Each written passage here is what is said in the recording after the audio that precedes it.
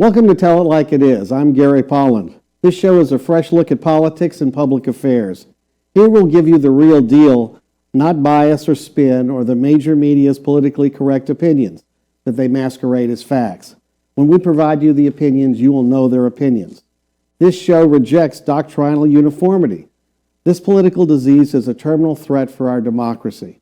The anti-American mobs out there are not appeasable, and they're not going away. You may not be interested in them, but they are interested in you, and their target is our country. Now for today's show. Our first guest is Cal Thomas. He has a special connection with Houston. Cal was way back when, was a reporter on Channel 2. Since then, he's gone on to bigger and brighter things. He's a prolific author. He's a columnist and an observer of what's going on in American life. And I was struck by his new book when I read it a few months ago, prior to the COVID crisis, called America's Expiration Date, The Fall of Empires and Superpowers and the Future of the United States. And it's not a long book, but it is a critically important book for those to read and understand of the challenges we face in America today. So I want to welcome to the show our first guest, Cal Thomas. Thank you, Gary. Nice to be back in Houston again, even by means of social media. Well, we do what we like to do. We'd love to have you in person, Cal. So the story on your book, which I'm holding right here, worth reading. The book I bought just after it came out because I follow you. I've read your columns and have for years. I think you're an original thinker and commentator, and it is opinion. And of course, you make no excuses that it is not opinion. That's one of the problems we have in America. You analyze the problems this country faces today and compared us to the fall of prior empires and superpowers. And that was before the COVID crisis. So tell me, why did you decide to write this book, first of all? Well, the timing on this book was terrible, Gary. It was published on the day of the Senate impeachment trial, and then, of course, we're followed by the virus. It just seems to me that as an observer of the cultural scene for most of my professional life, things were going in a direction that was similar to what happened in other empires and great nations. You know, the one thing that never changes is human nature. You can wear a suit or a dress or a toga, or these days I guess you can wear all three. You can ride on a horse or in a cart or in an airplane or in a car, but the one thing that never changes is human nature. And so after reading an essay inspired by the late British diplomat Sir John Glubb, who wrote a book on the fate of empires, I started looking at some of these empires and nations of the past and found, as he did, that there was a pattern to history. And the last stage before these empires and superpowers collapsed was decadence. And Sir John described decadence as uncontrolled immigration without assimilation, massive national debt. We're nearing $24 trillion in debt now, and no end in sight, and neither party seems willing to address it. A loss of a shared moral sense. Now, who would disagree with that? And forgetting God. And the Pew Research people have found that 20% of millennials no longer believe in God. So all of these things are now extant in our culture. And, Ronald Reagan said we're just one generation away from losing it all. These values are not normal in the world, and they have to be renewed by every generation or they will expire.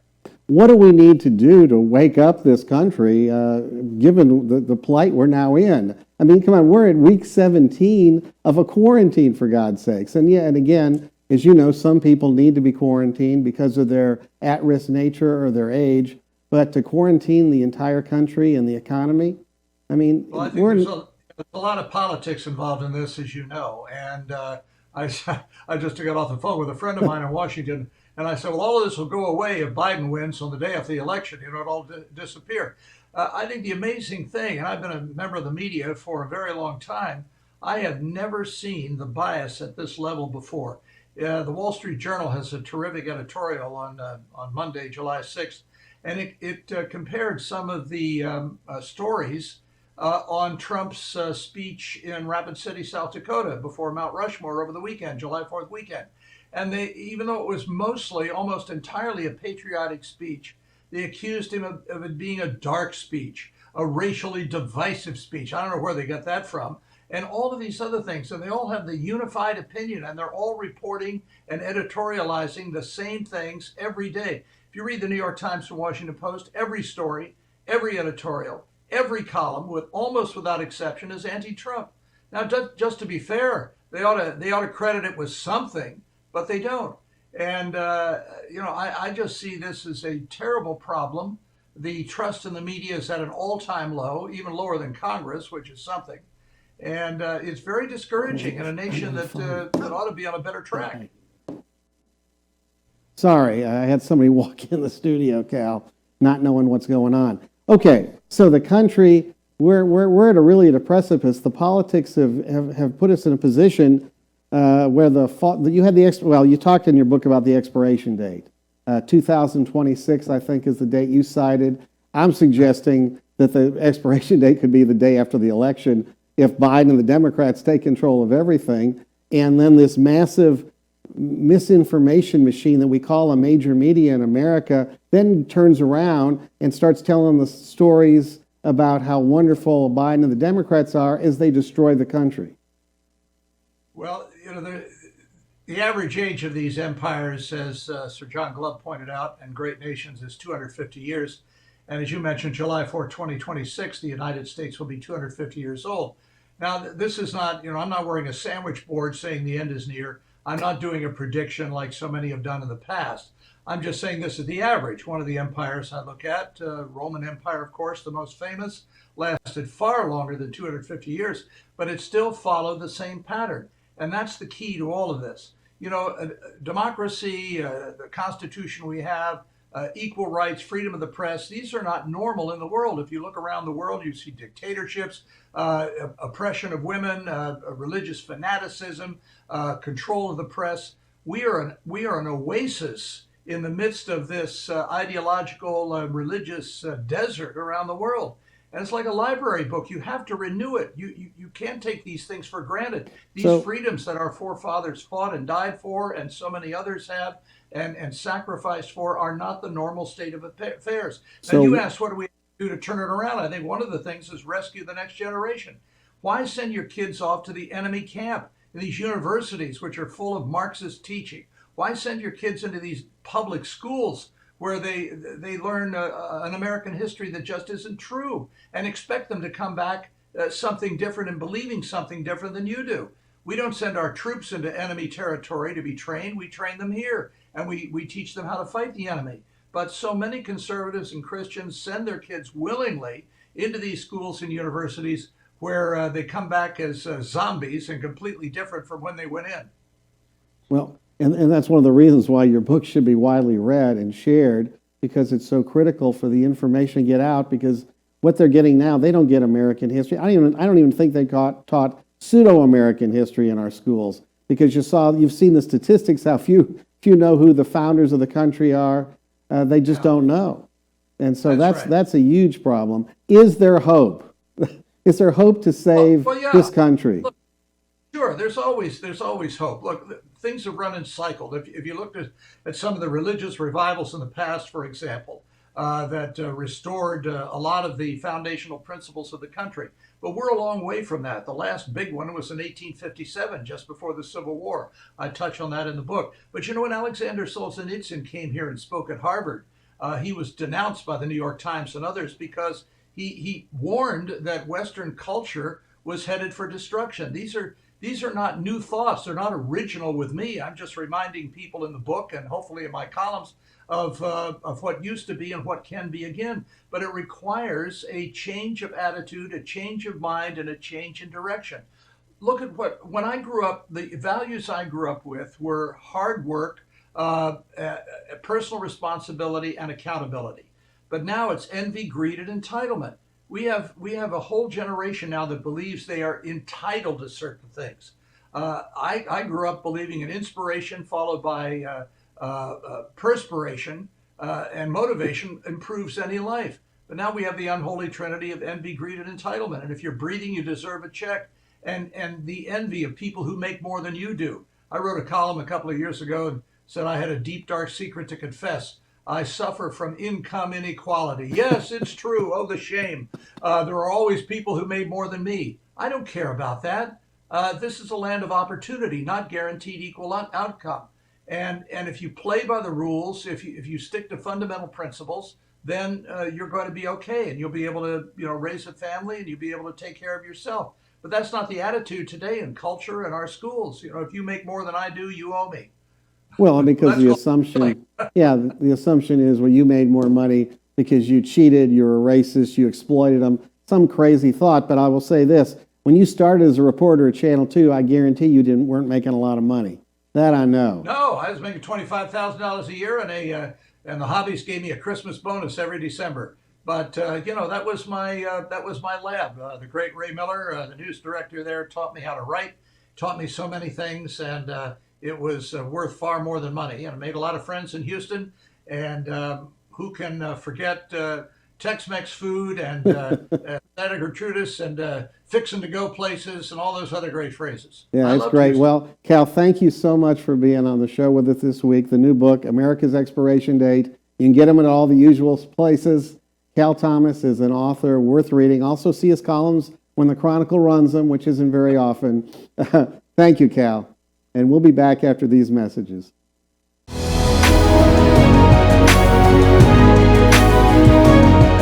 Houston's only Cadillac to your door dealer, Ron Carter Cadillac, delivers test drives to your home or office. For a limited time, get $16,000 off all in-stock Cadillac 2019 XT5 crossovers and $19,000 off all in-stock 2019 CT6 sedans. Or experience the first ever 2020 Cadillac XT6 Premium Luxury Collection, only $519 with $1 down for 39 months lease. Or purchase and receive 0.9% APR for 72 months with no payments until November. RonCarterCadillac.com.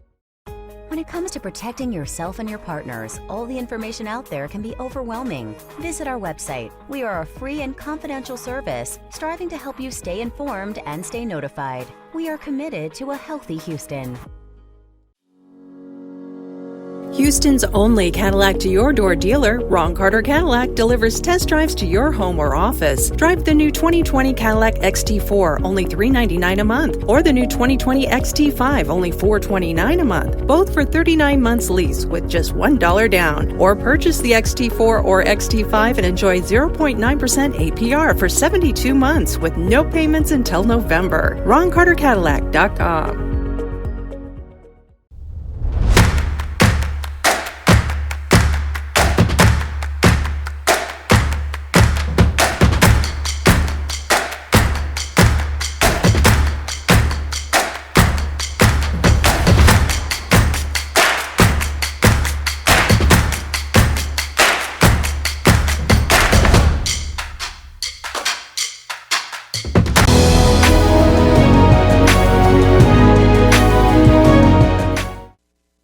Welcome back to Tell It Like It Is. And our next guest is Dr. Robert Mohammed.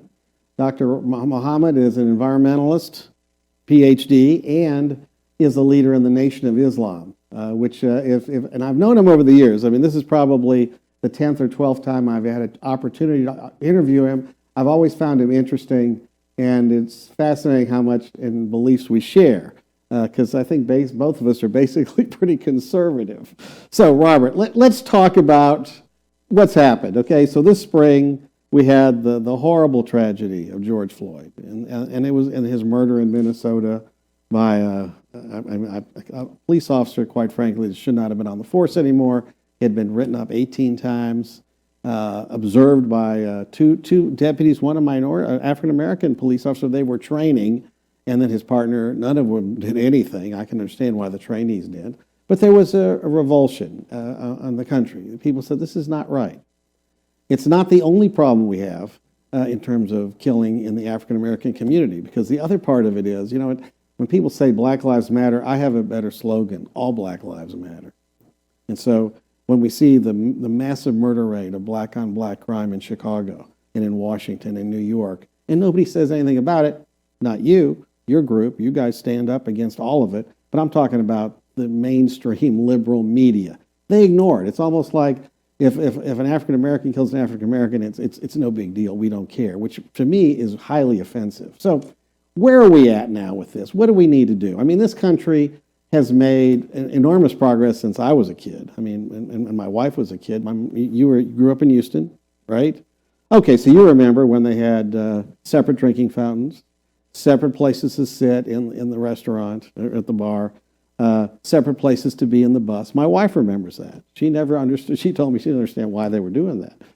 Now, that's been long gone. So on the surface, we've made progress, but we still have work to do.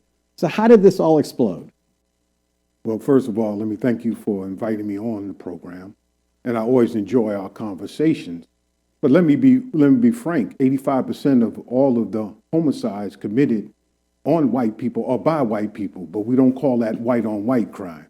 So if we, Well, that's a problem too. that's a problem too. Yeah, absolutely. So if we're against identity politics, as we call it, then we should just look at homicide as a problem. But the relationship with law enforcement and the black community started long ago with, of course, the Fugitive Slave Act, enforcing the black codes after we were emancipated. Then, despite the fact the 13th, 14th, and 15th Amendment, which were passed for the freedmen, 13th Amendment has been flipped now and turned into the convict leasing program, where now we were used to after the Civil War. You got to remember, cotton was king after the Civil War. That's true. And we picked that cotton.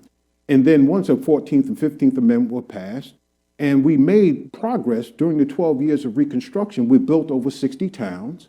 And then Rutherford B. Hayes, in an attempt, or not an attempt, to become the 19th president of the United States, cut a deal, and he withdrew the troops from the South, the federal troops from the South, and that began the strange career of Jim Crow that your wife experienced. Now, I grew up actually in New York. Okay. But don't get it wrong.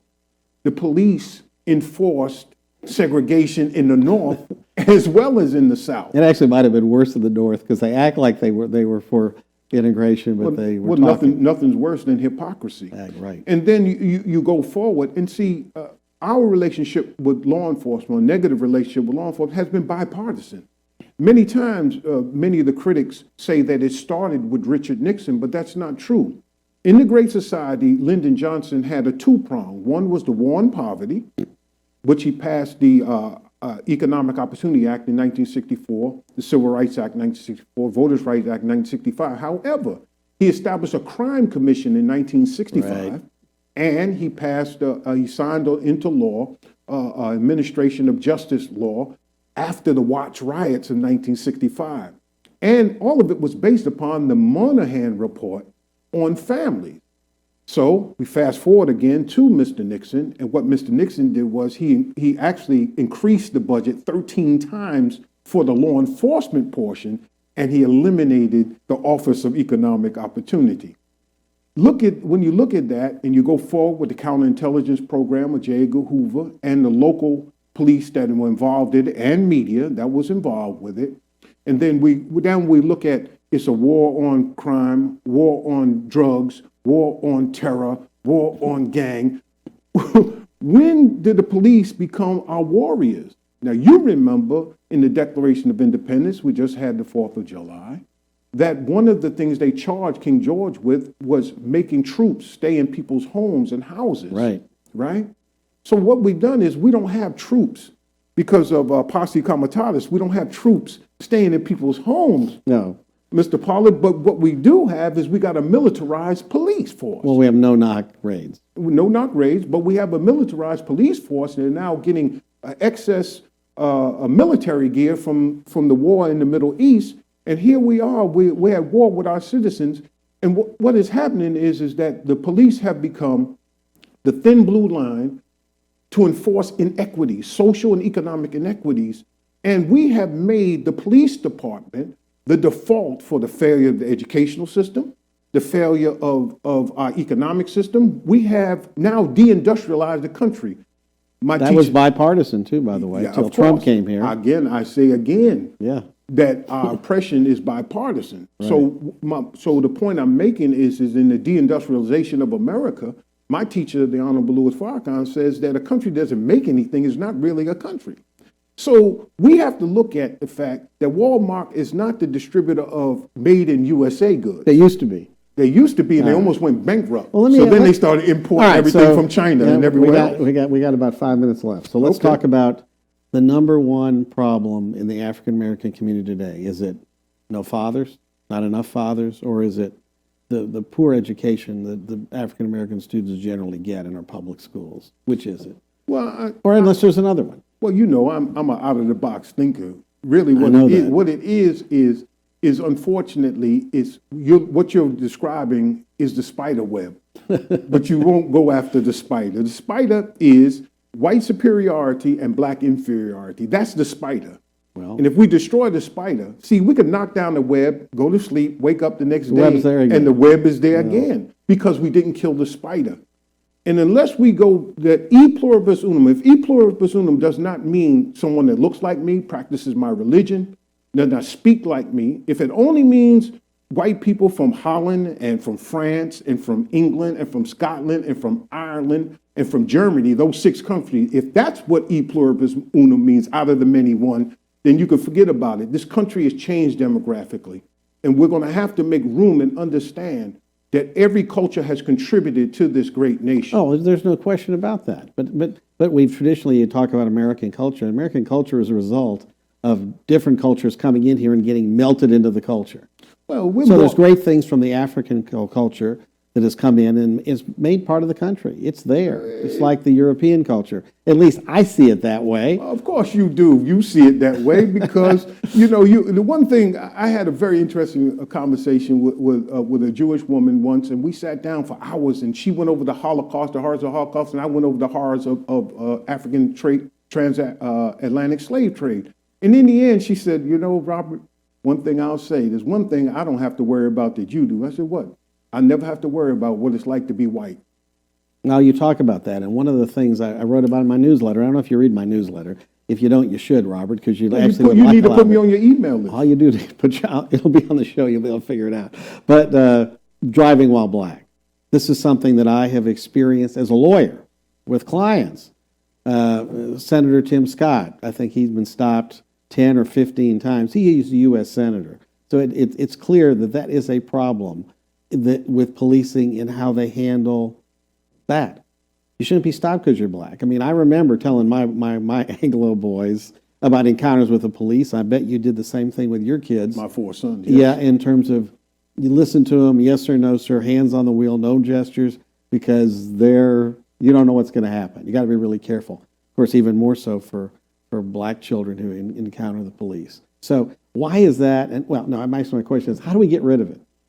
You get rid of it by destroying the spider of the mind of that they're enforcing laws. What we have are sworn peace officers. There's a difference between a peace officer and law enforcement. Law enforcement enforce slavery, enforce segregation, enforce all of the inequities in the community. Peace officers keep peace. Keep the peace. Well, that's a good goal. And is one of the problems you see in terms of interaction with the police, the problem is that there's not enough training. I won't say... Is that a problem? The right kind of training. And part of the other thing I mentioned is a lack of mutual respect. That is, that the police officers don't necessarily have the respect for the African-American kids they encounter when they stop, or African-Americans. By the same token, there's a problem with African-Americans not respecting the police. Now, there may be a good reason that each side believes from their beliefs. Part of the problem is maybe there's not enough communication. Well, it is the founding fathers of this nation that said rebellion against tyranny is obedience to God. And when we are tyrannized by the police and enforced, again, the social and economic inequity in the society by the police, then you're going to find resistance. We say to America the same thing that the founding fathers said to King George, the same thing that the founders of Texas said to the government of Mexico, that you go now, don't tread on me. We're at a point now, after 465 years in this country, that we're just not going to take it anymore.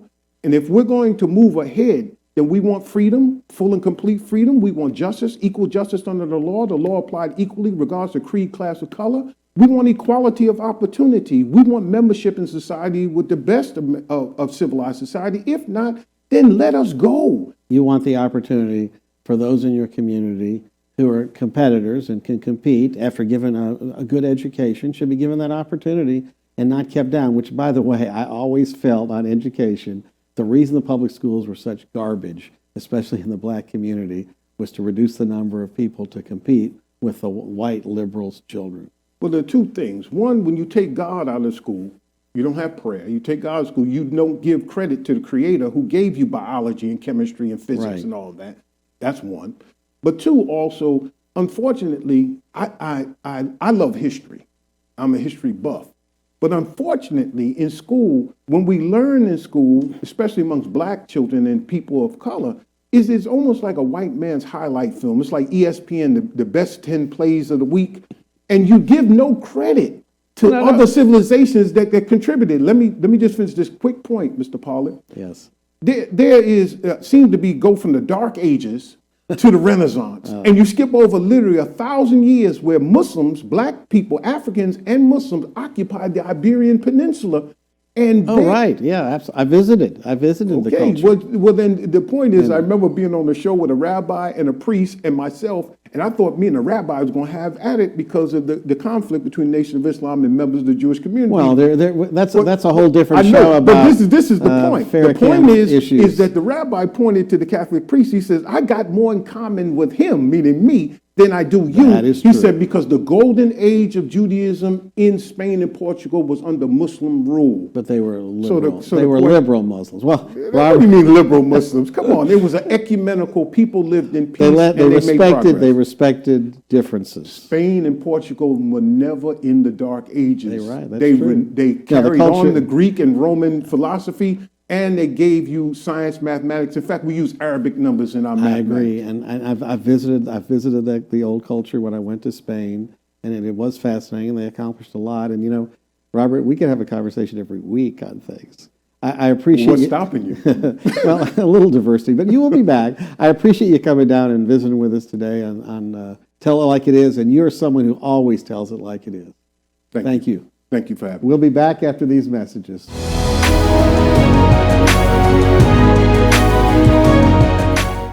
When it comes to protecting yourself and your partners, all the information out there can be overwhelming. Visit our website. We are a free and confidential service striving to help you stay informed and stay notified. We are committed to a healthy Houston.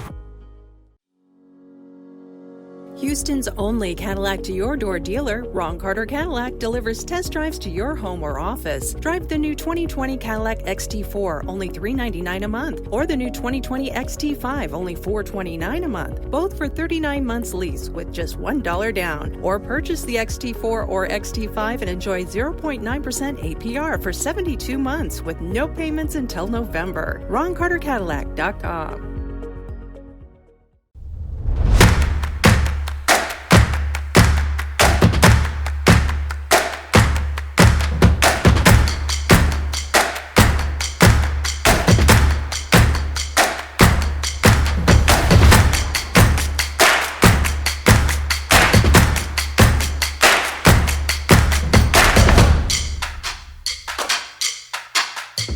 Houston's only Cadillac to your door dealer, Ron Carter Cadillac, delivers test drives to your home or office. For a limited time, get $16,000 off all in-stock Cadillac 2019 XT5 crossovers and $19,000 off all in-stock 2019 CT6 sedans. Or experience the first ever 2020 Cadillac XT6 Premium Luxury Collection, only $519 with $1 down for 39 months lease. Or purchase and receive 0.9% APR for 72 months with no payments until November. RonCarterCadillac.com.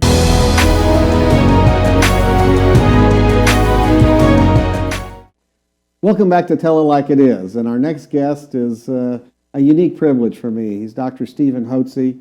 Dr. Hotze is a well-known physician in Houston. He's a big believer in vitamins, which is close to my heart. He's also been politically active, you could say, over the last 40 years. But today we're going to talk about something very important. In this era of information that we can't trust in terms of COVID-19, he's going to talk to us about and answer questions about COVID-19, the myths and the facts. That way you can know what you really need to do and not have to listen again to the mainstream media that has a political agenda and doesn't really care about your health. So Dr. Hotze, welcome. Glad to be here, Gary. Thank you so much. Great. So COVID-19, is it worse? Is this like the worst epidemic we've ever had in the United States? Well, when this first started, as you well know, everybody was going around, the health bureaucrats, the fake news media, politicians screaming, the sky is falling, the sky is falling. like Chicken Little was. And I knew when the mass hysteria took in and the irrational fears and the panic occurred, I knew that I needed to look at the facts and statistics, because when people begin to panic and become fearful, that can lead to bad things. For instance, people are willing to give up because of fear. They're willing to give up their liberties and their constitutional rights in order to seek safety and security. Well, they're giving up their job. We're 17 weeks into a quarantine, one sort of another. Every major restaurant is mostly closed. We have no entertainment industry. It's gone. The bars are gone. Jobs are gone. The economy basically went into an unbelievable tailspin in the most dramatic in the history of the country, because the so-called experts, who I call the political experts, told us we have to shut down the country in order to stop the spread of this disease. So now we're in June, and now they're telling us, it didn't really work. We really have more problems. And your girlfriend, Lena Hidalgo, the county judge of Harris County, not a doctor, not much of anything except a grad student, decided we need to have a second shutdown, telling people to shelter at home. Are we kidding? Is this a joke? I think this is the greatest fraud ever perpetrated upon the American public. And unfortunately, most people, including many politicians and our governor even, have bought it bait, hook, line, and sinker, swallowed the whole thing, and they're hooked on it. And they've made so many errors that they can't go back and say we were wrong. Now, let me explain. Why do I say it's the biggest fraud in the history of America? Because the COVID virus is real. There's no question about it. There's a virus out there, a coronavirus, that causes respiratory illness much like the flu does. And so I'm just going to talk about Texas because we're here in Texas. As of Friday, there had been 136,000 confirmed cases by tests, and we don't know if those tests are tests of active people that are sick or just an antibody test that somebody went by and said, well, just check and see if I ever had it. So they're classifying those as COVID cases. And it doesn't mean they're presently sick. It just means that they had exposure at some point. That's right, but they're putting that in the numbers. So if you're doing thousands of more tests, you're going to pick up a lot more people, so you're going to have a rise in tests. But to date, in Texas, as of Friday, approximately 2,500 people had died, allegedly attributed to COVID. But there's a problem with that too, isn't there? Well, but let's give them that number, 2,500, okay? Statistically, that works out to 99.2% of the population has not died. And say that number again. That's important. 99.2% of the population has not died of COVID. So they're still living. Right. So we had 2,500 deaths so far. Last year, according to the Texas Department of Health, there were 10,200 deaths due to the flu and flu pneumonia. We didn't quarantine. We didn't shut down businesses. We didn't wear a mask. We didn't social distance. Every year in America, approximately 50,000 people die of the flu, and nobody says anything about, we have a vaccine. Well, if the vaccine was so good, why doesn't it work? Well, not everybody takes it. 50% of the people that have the flu took the vaccine. So it has not been an effective vaccine. Why? Because the flu mutates as time goes on. From year to year, we're treating somebody with last year's flu virus, and we have a mutation. Well, the same thing could obviously happen with the coronavirus. But so 10,200 had died last year. We have 2,500. That's a significant difference, much smaller, right? So infection-wise, 99.5% of Texans have not so far been diagnosed as having had COVID. That's a good thing. 99.5%. And they're saying, well, we're finding all these new cases, but you have to look at the death rate. The death rate is dramatically falling. And who dies from COVID? The average age is over 80 years of age. And these are people with pre-existing health conditions. They've got heart failure, they've got chronic obstructive pulmonary disease, emphysema, kidney disorders, liver disorders, they've got obesity, they have diabetes. These are sick people, and almost 50% of those that have died are in nursing homes. Now, here's something that most Texans don't realize. They go, well, these people are dying in nursing homes. Last year in Texas, we had 180,000 deaths in Texas. You know how many died in nursing homes last year in Texas? No. 40,000 people died in nursing homes. Almost one fifth of all the people that died, over one fifth of the people died, were in nursing homes. Who goes to a nursing home? Well, We put mom or dad in a nursing home when they're so debilitated they need around-the-clock care. It's the last drop-off point, you know. The average person lives 2.5 years or less in a nursing home before they die. And they die of infections. They die of the flu. They die of pneumonia. They get septic. They get kidney infections, and they die of those things. That's unfortunate, but we're all going to die, and that's the end stage of life, and they're put there to get care in their last years of life. So when you put that into perspective, 40,000 people died last year in nursing homes of what? Of all kinds of diseases. We've had 2,500 people die of COVID so far. That pales in significance. And we think we had 180,000 deaths. In America, we had last year 650,000 people die of heart disease. You say if Texas is 1/6 of that, we had 36,000 people die in Texas of heart disease. We're in the Heart Institute. Maybe we had more than that. We had 600,000 people die of diabetes nationwide. But did we take any special we didn't. things I mean, to it's a deal with that? pandemic. Heart disease is a pandemic in the United States. So what if they look? I'm not for totalitarian government. I don't believe all this social distancing and masking and all that is effective, and that's because masks, the studies have shown they're not effective. In fact, they can cause health problems in a number of individuals. Well, Dr. Fauci in March was recommending against masks. Right. At one time, all the leaders of all the health organizations in the country said, don't take masks, don't wear masks. Then all of a sudden they flipped it completely. For all the reasons they said we didn't need to wear masks, now they said to wear masks. How can you believe this? Why are they doing this? And we know, I'm not sure why they're doing we this. know this, that masks cause lower oxygen levels in the blood. That's They've true. studied, well, people say, well, surgeons wear masks in the operating room. They've done studies on surgeries, measuring through an oximeter on their fingers their oxygen levels, and they go down after 2 hours. Wow. And they fall really below what the OSHA says you have to have 19.7% oxygen. Below that is dangerous. Well, they fall into the 18 and 17. In surgery, you can imagine if a doctor's in surgery 8 or 10 hours, how that affects them. And in people that are prone to disease wearing a mask, they're rebreathing all their own their carbon dioxide so they can All right, get... so let me ask you, what is the agenda of the politicians, the politicians and the political doctors in terms of what they've done to the country, which we should call the panic of 2020? Well, I think it's a panic. And by the way, let me mention something else. If we believed in totalitarian government, which we don't, if they really wanted to change the health of America, then they would absolutely mandate that we cut out all ice cream, all pizza, cookies, cakes, pasta, donuts, no corn products, no potatoes, no rice. They all convert to sugar, which causes inflammation in the arteries and heart disease. We've got an obesity. 35% of the people are obese, 70% are overweight. If we said we're not going to have any more simple carbs, we're all going to get down to an ideal body weight. If you don't, we're going to punish you and we're going to fine you. And they said we're banning all those products altogether. We could, the public might submit to it, but guess what? We would have a tremendous improvement in health. There'd be a dramatic decrease in adult onset diabetes, obesity, high blood pressure, heart disease, heart attacks, all these things would But for fall. some reason they But don't care why about don't they, so what I want to say is you got to take this in perspective. Yes, COVID's a real deal. People get sick.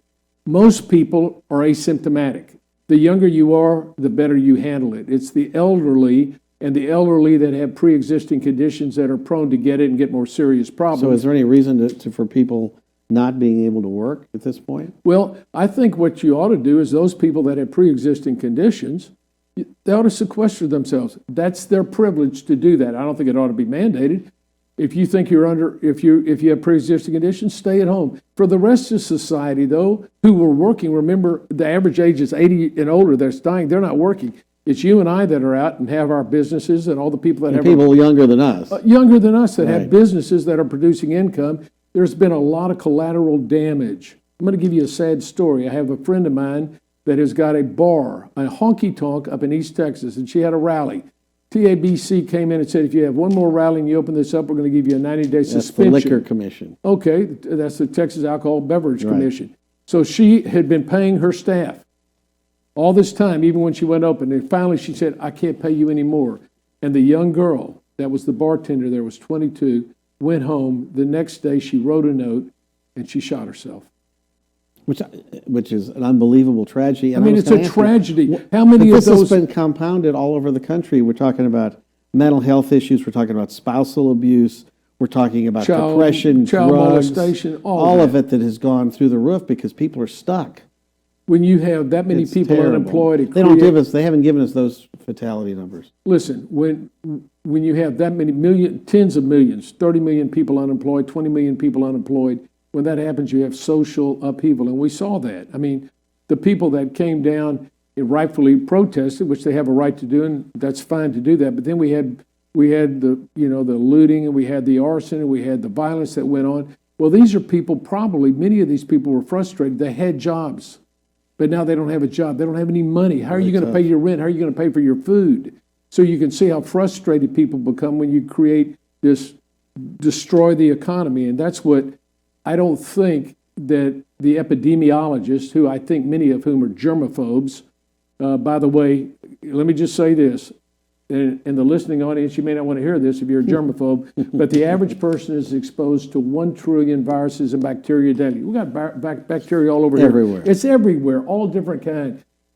I just had a birthday party and I blew out my candles. Well, I blew them out slowly, but think of a birthday party, somebody's going, all their fomites are going all over, and they've been doing that for decades, and we're all alive and well. Yes. How is that? But now, It's supposed to be a miracle. I don't know. I mean, but we have here, let me get to the point. One thing we haven't heard our health officials talk about is what can you do to prevent the problem? Well, their idea is mask, socially separate, don't shake hands. Well, you can wash your hands. Yeah, That's okay. quarantine, wash your hands, but don't touch your nose, don't touch your face. I mean, and if you do, it's $1,000 fine. As you know, Elena Hidalgo had that as a fine. Yeah. Well, what can you do? Well, you've got to build up your immune system, and nobody's talked about it. I talked about it on national TV, and it's real simple. And I like you remember it from grade school. A, B, C, D, and Z. So that would be high dose of vitamin A. I'd say at least 10,000 international units a day. Good. A good B complex. Vitamin C, I recommend 1,000 milligrams per 25 pounds of body weight because human beings and monkeys don't make vitamin C. All the other mammals do, and they make 1,000 milligrams per 25 pounds of body weight. It is a wonderful antiviral. And where can they get information on that? Well, they can get it from program? Hotze Vitamins. Hotze Vitamins. You can go to my website and look at that. But also vitamin D is very, very important on that. And so I recommend at least 5,000 units a day. Get your levels up above 70. And I recommend zinc, 50. And you even heard the president talk about zinc. Well, that means that the Democrats are going to be against it. So at least 50,000 a day, and take some magnesium and take a probiotic. I've got an immune pack that I've been on the radio 122 times across the country on this, and people started calling, what do I need to take so I have an immune pack? Well, taking the vitamins is a great idea. Vitamins is so important because you keep your immune system healthy. Listen, we're going to get exposed to viruses and bacteria, and you want to build up your immune system. Your immune system is innate. Immediately, if you get exposed to something that is never seen before, you got soldiers going out, the neutrophils, the white blood cells, the lymphocytes, it's going to whack it. If it catches, your T lymphocytes are going to end up making antibodies to it. So you have two attacks. You have the initial attack, and then you have the snipers, which is the antibodies that are made, and that's how we fight off this effect. Let me ask you the final question as we wrap up. Is this crisis with COVID going to disappear the day after the election in November if Joe Biden's elected president? Sir, I don't know that. That's a great question, but I do believe much of this is being done to destroy the economy, to destroy Trump's chances for re-election. I think that's clearly what's happening, at least in the Democrat socialist states. That's what they're doing. And it's a shame that the governor of our state has fallen into the same position. By the way, I've filed a lawsuit against the governor on this, that it violates our constitutional rights, freedom of assembly, freedom of worship, freedom of speech. If you talk about this like I'm talking about it, some people say I should never talk about it. They want to file a complaint with the medical board that I'm willing to say that I don't believe that this is the crisis it is, and there are things that you can do to help build up your immune system. And telling people that. In fact, we plan to invite the governor to come on and tell it like it is. Well, it's time, Dr. Hotze, for me to wrap up, so you can stay. I want to thank you so much for coming. Your information is important for people to hear as opposed to what I call the misinformation you get from the Houston Chronicle, the Dallas Morning News, the New York Times, Washington Post. It's all opinion, folks. So I want to thank you for tuning in to this first show for Tell It Like It Is. We'll be back every week at the same time in the same place. You can email the show at Gary Polland at americastartv.com if you have suggestions or ideas or people you'd like to see come on the show. You can get my biweekly newsletter, the Texas Conservative Review, by going online and signing up for free at the TexasConservativeReview.com. And I remind you, as I close, this show is really important. It's important to get through the fog that's out there and get true information of what's going on. So today, just to review, we had Cal Thomas talk to you about the plight of the country in clear terms. We had Dr. Robert Muhammad from the Nation of Islam talk about where he sees the country, and it's fascinating. We had Dr. Stephen Hotze talking about COVID-19 myths and facts, and the common theme that I saw today was that all these gentlemen not only tell it like it is, they actually agree on a lot of things. They all fear for the future of this country. And so I leave you today with a quote from the immortal words of President Ronald Reagan. He said, "You and I have a rendezvous with destiny. We will preserve for our children this, the last best hope of man on earth, or we will sentence them to take the final step into 1,000 years of a new dark age." With that uplifting quote, I will leave you. God bless you. See you next week.